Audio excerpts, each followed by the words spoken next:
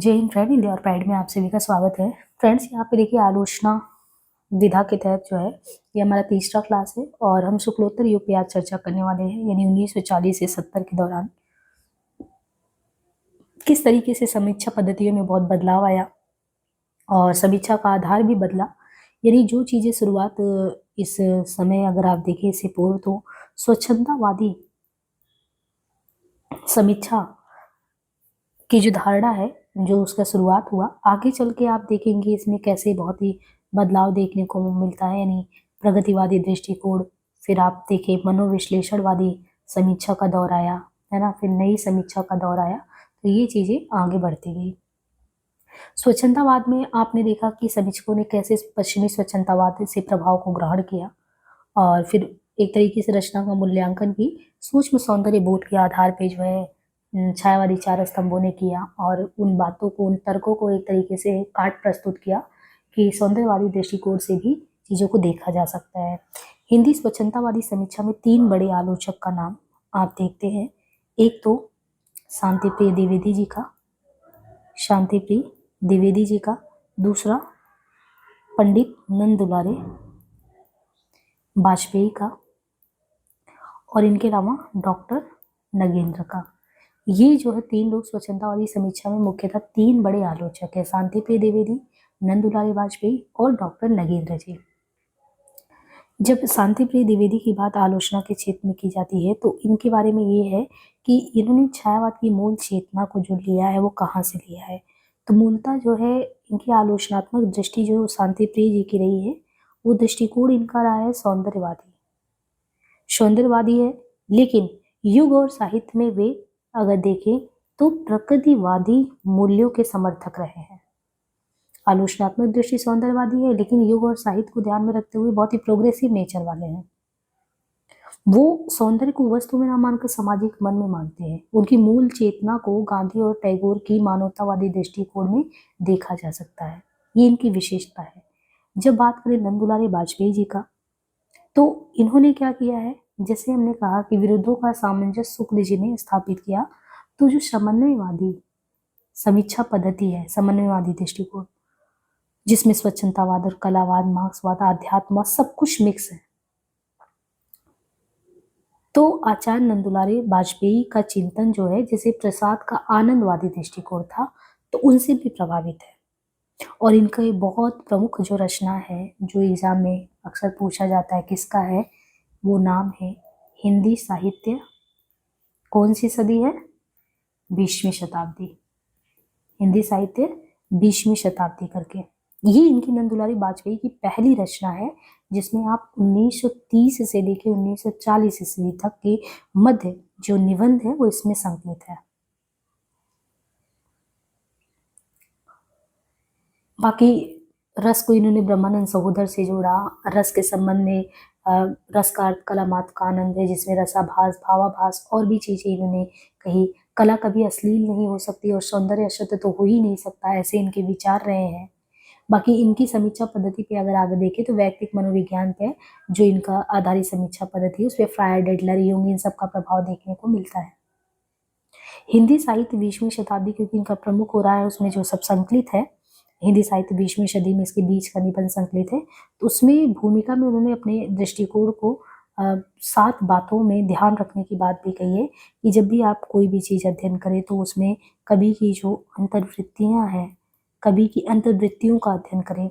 उनके अगर अध्ययन ही करना है तो उनके कलात्मक सौष्ठवों का अध्ययन करें, उनकी तकनीक और शैली का अध्ययन करें, समय और समाज तथा उनकी प्रेरणा का अध्ययन करें, कवि की जीवनी और रचना पर प्रभाव का अध्ययन करें। इनका ये कहना है कवि के दार्शनिक, सामाजिक और राजनीतिक विचारों का अध्ययन करें, सामंजस्य और संदेश का अध्ययन, मतलब कुल मिला के कविता अपने उच्चतम स्तर पर पहुंचकर अलंकार विहीन हो जाती है, उसमें सजावट की बात ही नहीं आती, उसके प्रभाव में अलंकार, ध्वनि, वक्रोक्ति न जाने कहाँ बह जाते हैं, सब सारे संप्रदाय मटिया मेट हो जाते हैं, यानी केंद्र में क्या रह जाता है उसके।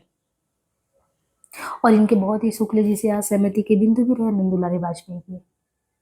वे पहले समर्थ आलोचक, इनकी खासियत ये भी नंद दुलारे वाजपेयी को हम देखते हैं, क्योंकि शुक्ल जी से टक्कर लेने की बात करें तो ये नंद दुलारे जी आते हैं। शुक्ल वर्सेज आप ये कह सकते हैं नंद दुलारे। ये दो विशेष रूप में हुआ है।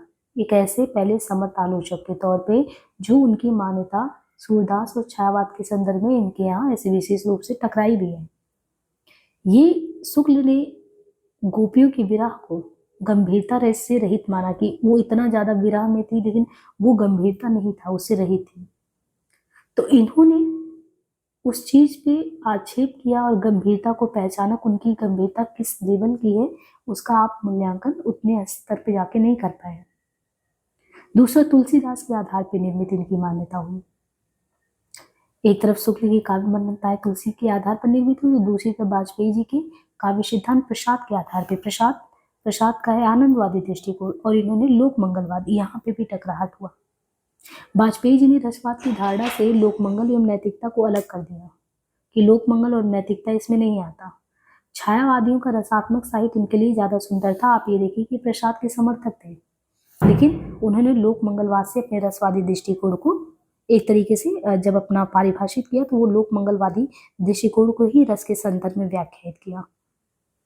और दृष्टिकोण के आधार पर वाजपेयी ने छायावाद के संबंध में कुछ मौलिक मान्यताएं दी, जैसे ये कि छायावाद मूलतः रहस्यवाद नहीं है बल्कि रहस्यात्मक आवरण के मध्य उनकी मूल चिंता जो रही है वो मूल चिंता के केंद्र में राष्ट्रिक व सांस्कृतिक है। आप प्रसाद के सारे नाटकों को उठा के देखिए तो इन्होंने छायावाद को मानवीय सांस्कृतिक प्रेरणा के रूप में विवेचित किया जिसको इन्होंने दरकिनार कर दिया था। और वाजपेयी जी भारतीय विचारधारा को आदर्श उन्मुख मानते हुए सकारात्मक विकासवादी यथार्थ की बात करते हैं। कविता में प्रगतिवादी प्रयोगवादी नई कविता की बात करते हैं। वो प्रयोग पे उन्होंने क्या लिखा, प्रयोगवाद उन्हें क्या इन्होंने कहा, प्रयोगवाद बैठे ठाले का धंधा दिखाई दिया। इन्होंने प्रेमचंद की जो अति सामाजिक दृष्टिकोण है उस पर नापसंदगी जाहिर की। इन्होंने राम की शक्ति पूजा को पांडित्यपूर्ण निर्मिति का, बादल राग और यमुना के प्रति जैसी रचनाओं से राम की शक्ति पूजा को कमजोर माना। नई कविता से संबंधित छठवाद, लघु मानववाद, संशयवाद, अस्तित्ववाद, इसमें वाजपेयी ने युद्ध की विद्रूपता प्रयोगवाद के रूप में इसे देखा। तो कुल मिलाकर नंदुलारे वाजपेयी को जब देखे तो एक सौष्ठववादी आलोचक के तौर पे देख सकते हैं। और फिर इस समय आप देखिए शुक्लोत्तर में हजारी प्रसाद द्विवेदी का, तो आचार्य हजारी प्रसाद द्विवेदी की पहली रचना इस आधार पे हजारी प्रसाद जी का देखें तो इनके आधार पे अगर देखें तो सूर साहित्य है। सूर साहित्य, अब इसमें इन्होंने सूर साहित्य में जयदेव विद्यापति चंडीदास की राधा और सूर की राधा के साथ तुलनात्मक अध्ययन करके सूक्ष्म अंतर को दिखाया है द्विवेदी जी ने। बाकी हिंदी साहित्य की भूमिका इनका 1940 में आता। 3 महत्वपूर्ण ग्रंथ हिंदी साहित्य की भूमिका 40 में। इस पुस्तक का एक भाग भारतीय चिंतन धारा का स्वाभाविक विकास करके है जिसमें इन्होंने ऐतिहासिक सांस्कृतिक व्याख्या रखी है। इनका कबीर आता है, आलोचनात्मक ग्रंथ में 1941 में कबीर आता है, आलोचकी व्यक्तित्व दिखता है। 1952 में इनका आदिकाल आता है, हिंदी साहित्य का आदिकाल करके। 1965 में इनका कालिदास की लालित योजना नामक पुस्तक प्रकाशन में आता है। तो कुल मिला के अगर द्विवेदी जी की बात करें तो ऐतिहासिक सांस्कृतिक चेतना से मानवतावादी जो है आलोचक के तौर पे हमारे सामने आते हैं। इनके भी असहमति के बिंदु शुक्ल जी से रहे, यानी हजारी प्रसाद वर्ष से जब शुक्ल जी, तो शुक्ल जी से इनकी असहमतियां क्या थी, सिद्धनाथ साहित्य को लेके, भक्ति काल के उदय की व्याख्या को लेके, संत का विशेषता कबीर की महत्ता को लेके, कबीर की महत्ता को इन्होंने प्रतिपादित किया। भक्ति काल कहाँ से आया, मुस्लिम सत्ता की देन है, क्या है, सिद्धनाथ साहित्य को लेके उसमें इन्होंने, जिसमें इन्होंने चिंतन धारा का स्वाभाविक विकास वगैरह कहा। इन्होंने शुक्ल जी के समान ही रीति काल की आलोचना की और अलंकार को सीमित अर्थों में ग्राह्य माना, पूर्ण रूप में नहीं माना। ये मनुष्य को साहित्य के केंद्र में रखने की हिमायती हैं। उनकी मान्यता है शुक्ल के लोक मंगल की अवधारणा के समेत, तो ये मनुष्य को केंद्र में रखते हैं, ये इनकी खासियत है। इन्होंने सूरदास का जो सूर सागर रचना है उसको इन्होंने लिरिकल या गीति काव्यात्मक पक्ष को महाकाव्यात्मक दर्जा दिया। साहित्य का मर्म कृति में इनका चिंतन दिखता है। प्रगतिवादी आंदोलन बहुत महान उद्देश्य से चालित है, इसमें कोई सांप्रदायिक भाव का प्रवेश नहीं, इनकी संभावनाएं बहुत ज्यादा है।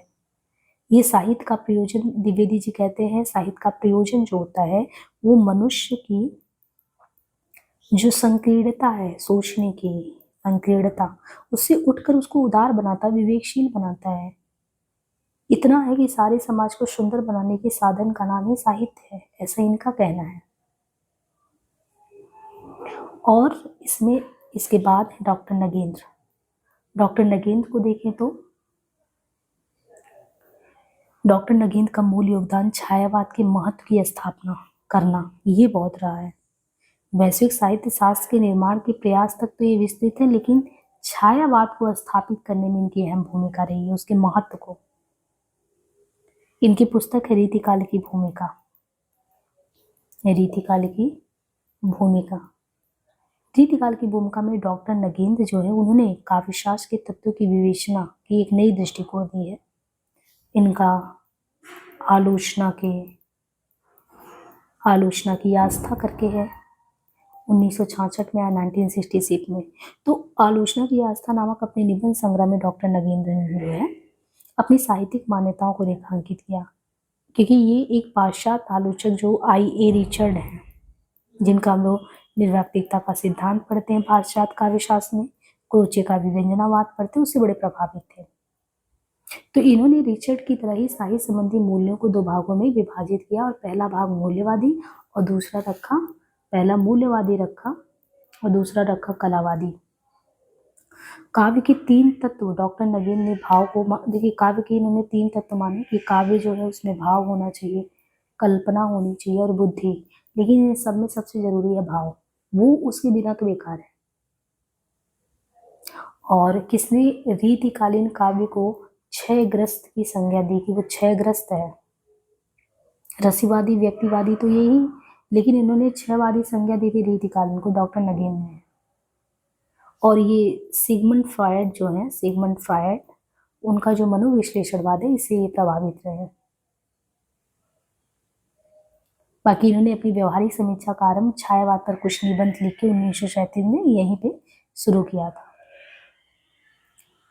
बाकी बहुत सारी चीजें हैं, साहित्य के मान, कविता क्या, साहित्य का धर्म जैसे निबंध और भारतीय काव्यशास्त्र की भूमिका जैसे ग्रंथ और भी प्रकाश में आते हैं समीक्षा के इतिहास में इनके। अब हम जो है शुक्लोत्तर वैसे प्रगतिवादी समीक्षा और बहुत सारी समीक्षा के हैं, एक क्लास समीक्षा ग्रंथ पे आपके बाद में क्लास आएंगे। अभी हम जो है शुक्लोत्तर युगीन जो है प्रमुख आलोचना और आलोचक देख लेते हैं। देखिए डॉक्टर भगीरथ मिश्र, इनका है काव्यशास्त्र, काव्य मनीषा, पाश्चात्य काव्यशास्त्र। तो ये हमें देखना है ये किसका है, डॉक्टर भगीरथ मिश्र का।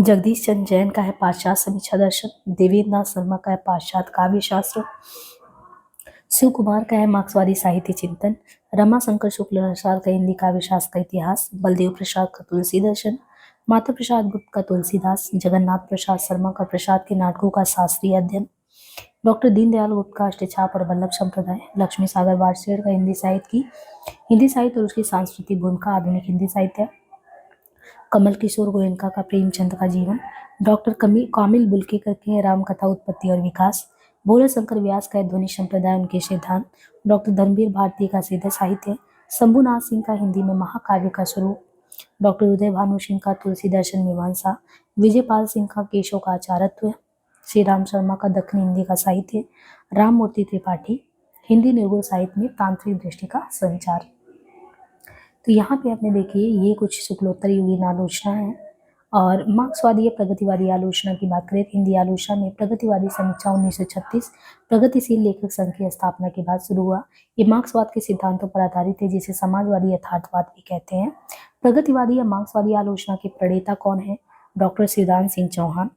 और इनका भारत में प्रगतिशील साहित्य की आवश्यकता नामक निबंध 1937 में विशाल भारत में प्रकाशित हुआ। इसका शिवदान सिंह चौहान का। इसे प्रगतिवादी आलोचना का पहला ग्रंथ माना जाता है प्रगतिशील साहित्य की आवश्यकता को। प्रमुख आलोचक के तौर पे देखिए तो प्रकाश चंद्र गुप्त, इनका है नया हिंदी साहित्य 1941, हिंदी साहित्य की जनवादी परंपरा 53, साहित्य धारा 55, आधुनिक हिंदी साहित्य एक दृष्टि 1955। इसके बाद देखिए शमशेर बहादुर सिंह दोआब 1948, कुछ गद्य रचनाएं 88, कुछ और गद्य रचनाएं 89। रामविलास शर्मा का देखिए तो प्रेमचंद 1941, भारतीय हिंदी योग 43, निराला 46, प्रगति और परंपरा 49, साहित्य और संस्कृति 49, प्रेमचंद और उनका युग 1952, प्रगति साहित्य की समस्याएं, आचार्य रामचंद्र शुक्ल और हिंदी आलोचना 55, भाषा और समाज 61, निराला की साहित्य साधना 69, 72, 76, 3 भाग में, भारतीय हिंदी युग और हिंदी साहित्य का विकास परंपरा 75, महावीर प्रसाद द्विवेदी और हिंदी नवजागरण 79। तो आप ये ध्यान दीजिए कि रामविलास शर्मा की जितनी भी रचनाएं हैं बहुत महत्वपूर्ण है, बराबर इनसे क्वेश्चन पूछे जाते हैं। तो प्रेमचंद जी पे इन्होंने कब लिखा है, ये देखिए आप, प्रेमचंद जी पे 1941 में, 1946 में निराला पे, भारतीय हिंदी युग पे 43 पे, है ना, तो 43 है, फिर 46 है, 43, 43, 46, 49, इसके बाद 52, इसके बाद 55। एक चीज आप भी देख रहे हैं, 41 से 43 लगभग 3-3 साल के गैप पे, देखिए 41, 43, 46, 49, फिर 49 में 2, एक इनका प्रगति और परंपरा करके, एक साहित्य और संस्कृति करके 49 में है। इसके बाद भाषा और समाज करके 61 में, फिर निराला की साहित्य साधना 1969, 72, 76, 3 भागों में आया। भारतीय हिंदी युग और हिंदी साहित्य का विकास 1975, महावीर प्रसाद द्विवेदी और हिंदी नवजागरण 79, और नई कविता और अस्तित्ववाद 78, हिंदी साहित्य का साहित्य 1986, भारतीय सौंदर्य बोध और तुलसीदास 2001। मुक्तिबोध का यदि देखें तो मुक्तिबोध का कौन सा है, मुक्तिबोध का कामायनी एक पुनर्विचार 1961 है, नई कविता का आत्मसंघर्ष तथा अन्य निबंध 64 है, नए साहित्य का सौंदर्य शास्त्र 1971। तो मुक्तिबोध का भी कामायनी एक पुनर्विचार बहुत ही प्रसिद्ध है 1961 में, नई कविता का आत्मसंघर्ष 64 और नए साहित्य का सौंदर्य शास्त्र 71। शिवदान सिंह चौहान का देखें तो प्रगतिवाद 1964, साहित्य की परख 46, हिंदी साहित्य के 80 वर्ष 54, साहित्य अनुशीलन 55, आलोचना के मान, नेमीचंद जैन का अधूरे साक्षात्कार, रंग दर्शन 67, बदलते परिप्रेक्ष्य 68, जन्नांतिक 81, रंग कर्म की भाषा 96, तीसरा पाठ 98। रांगे रावों का देखें तो प्रगतिशील साहित्य के मानदंड 54, काव्य कला और शास्त्र 55, समीक्षा और आदर्श 55, काव्य यथार्थ और प्रगति 55, काव्य के मूल विवेच, आधुनिक हिंदी कविता में प्रेम और श्रृंगार 1961।